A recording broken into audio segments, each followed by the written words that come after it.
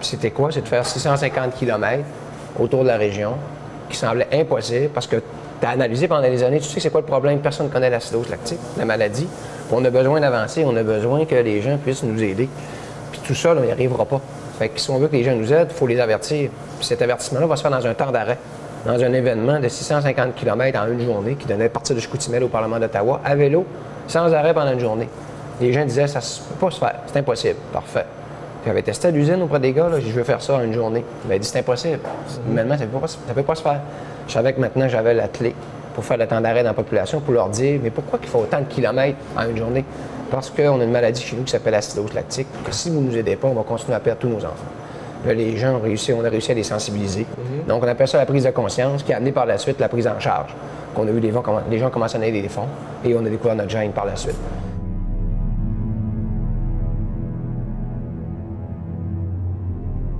Les humains, on a des grands défis à relever dans notre vie, que ce soit une famille à élever, que ce soit un travail où il faut performer aujourd'hui, que ce soit une entreprise qu'on dirige, ou qu'on a des compétiteurs autour, ou qu'on a un pays à diriger parce qu'on a la Chine qui nous challenge. Mais tout ça, c'est les mêmes processus. Là. Votre réussite, c'est une question d'attitude. C'est pas une question d'aptitude. Vos aptitudes vont vous amener à faire des choses, vont vous amener à un certain niveau, mais ce qui va faire la différence entre le gagnant ou la performance ou finalement la réussite, c'est votre attitude vis-à-vis le défi puis vis-à-vis l'épreuve. Cette attitude-là, c'est des valeurs qui sont adoptées dans ton petit quotidien. Être persévérant, être discipliné, sortir de sa zone de confort, puis respecter les gens autour de toi parce que souvent, dans ta réussite, tu n'y arrives pas tout seul. Tu as besoin des autres. Le sport, c'est comme dans la vie. Il y a 3 zones dans la vie. On va parler des 3 fameuses zones. C'est que la première zone, c'est la zone de confort. La deuxième zone, c'est la zone de performance. Puis la troisième zone, c'est la zone rouge. Okay? Moi, quand je fais une course, comme en fin de semaine, je roule à vélo, je suis dans ma zone de confort, il n'y en a pas de résultat. Oublie ça. Là. Tu ne livres pas grand-chose, ma zone de confort. Tu te promènes tranquillement à vélo, tu amènes ton Kodak, tu prends des photos. Mais là, on va d'une course. Si tu veux performer, il faut aller dans ta zone de performance. Okay? C'est la zone de performance, c'est ce qui demande le plus à l'humain. Et c'est ce qui rapporte aussi le plus comme individu. Là. Ça demande de t'investir. Pas de t'impliquer, ça demande de t'investir. Bon. Là, tu t'en vas, tu vas courir dans ta zone de performance. Et il y a la zone rouge. La zone rouge, c'est quand tu dépasses les limites. Autrement dit, tu roules à vélo, il y a quelqu'un qui te dépasse, lui, il ne me dépassera pas. Tu te mets à le suivre, et là, tu sors de ta zone, tu tombes dans la zone rouge. Qu'est-ce que tu fais à ce moment-là? C'est que moi, je dis dans une course, tu as une ceinture de balle. Quand tu pars au début, tu as des réserves. Okay? Et quand tu vas dans le rouge, à chaque fois que tu vas dans le rouge, tu tires une cartouche. Puis si tu fais ça toute la journée, bien, à 120 km, là, il ne te reste plus de balles. Tu es sauté à vélo. Le problème, c'est qu'il te reste 60 km de vélo à faire, puis un marathon à courir pour toi. C'est un long calvaire qui va durer jusqu'à minuit soir. Donc, ce qui est important, c'est d'y aller une fois de temps en temps dans le rouge. C'est nécessaire, puis tu en as des réserves pour ça. Il n'y a pas de problème. Mais si tu es tout le temps dans le rouge, tu ne te rendras pas jusqu'au bout. Dans la vie, c'est pareil. Donc, c'est d'être dans une zone de confort, dans le rouge de temps en temps, puis de garder des munitions tout le temps pour être en mesure de te rendre jusqu'au bout. T'sais.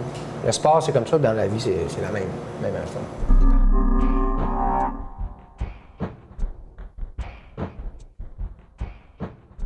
Dans une société, ce qui est important, c'est qu'il ne faut jamais oublier que pour réussir, pour performer, pour se démarquer, on doit inévitablement faire des changements puis sortir de cette fameuse zone de confort. Si on pense que à cette zone de confort-là, c'est qu'on va transmettre, on va inculquer une culture qui, sur le moment, peut être très bénéfique.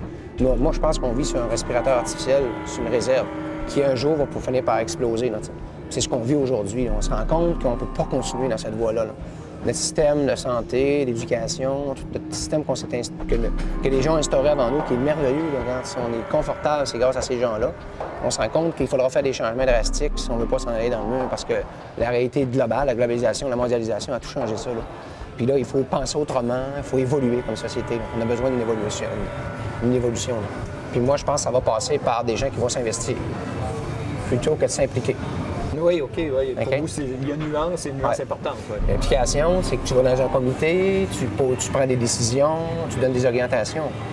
Mais s'investir, c'est prendre un dossier, puis le régler, puis revenir à la table après, puis tu le règles, tu donnes une partie de toi-même. Puis ça, on devra passer par là. Puis si les gens, maintenant, veulent tous garder leur zone de confort, puis ils veulent pas, justement, en sortir, on est foutus, là. Les entreprises, que les employés veulent rester là, où les cadres veulent rester là.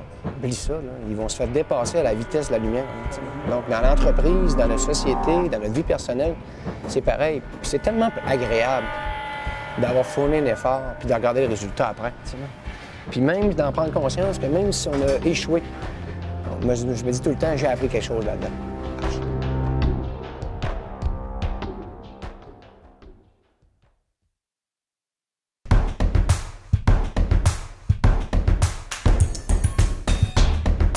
Je vais te poser une question, Pierre, tu vas peut-être la trouver fatigante, en tout cas, mais le corps humain est fait pour faire ça.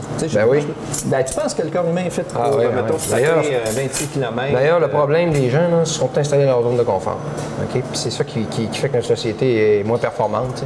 Puis que les gens, en général, ils veulent pas avoir de problème, ils veulent pas avoir de misère. Je pense que la capacité humaine est beaucoup plus grande qu'on pense. Ouais. C'est que les gens se testent jamais. Non? Ils te regardent aller, je serais jamais capable de faire ça. Ben, c'est ce qu'on pense. Honnêtement, c'est ce que le oui, pourquoi? C'est parce que c'est une culture.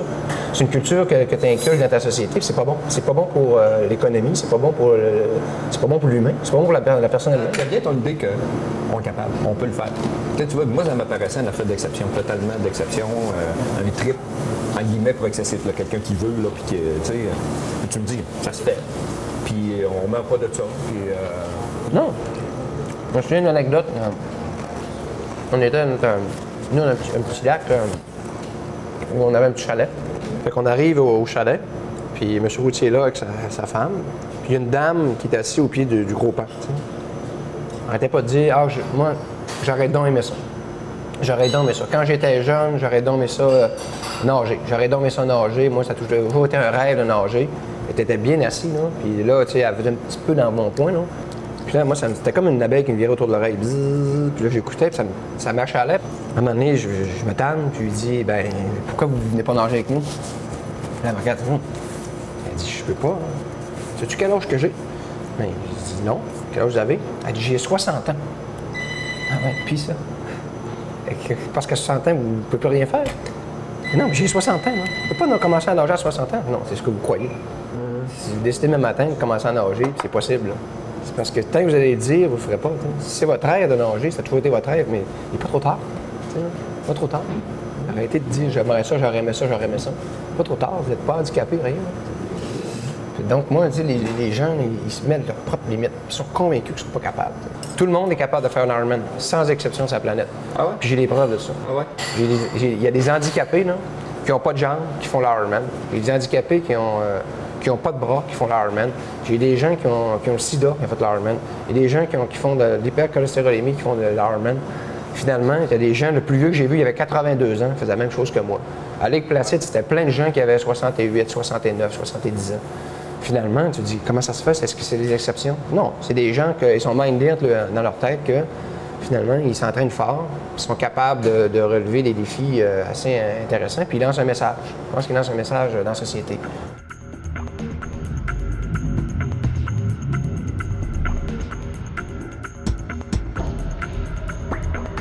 Moi, je crois beaucoup à l'activité parce que quand on bouge, on stimule notre corps, mais on stimule notre cerveau. On alimente notre cerveau en oxygène, puis il est beaucoup plus allumé, il est beaucoup plus bright. Puis quand tu fais du sport, l'activité, puis tu as un sentiment de bien-être qui t'habite. Tu as moins besoin de dormir, tu es plus énergique, tu as moins de misère à te concentrer.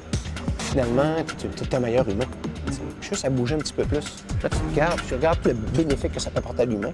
Ça augmente sa confiance en lui aussi. C'est tout ce qu'on a besoin dans une société. Imagine-toi si on a des humains là, qui sont plus allumés, qui sont plus bright, ils ont le goût d'entreprendre, puis ils ont confiance en eux. Imagine qu'on réussit à aller en chercher la moitié. Imagine la société plus tard.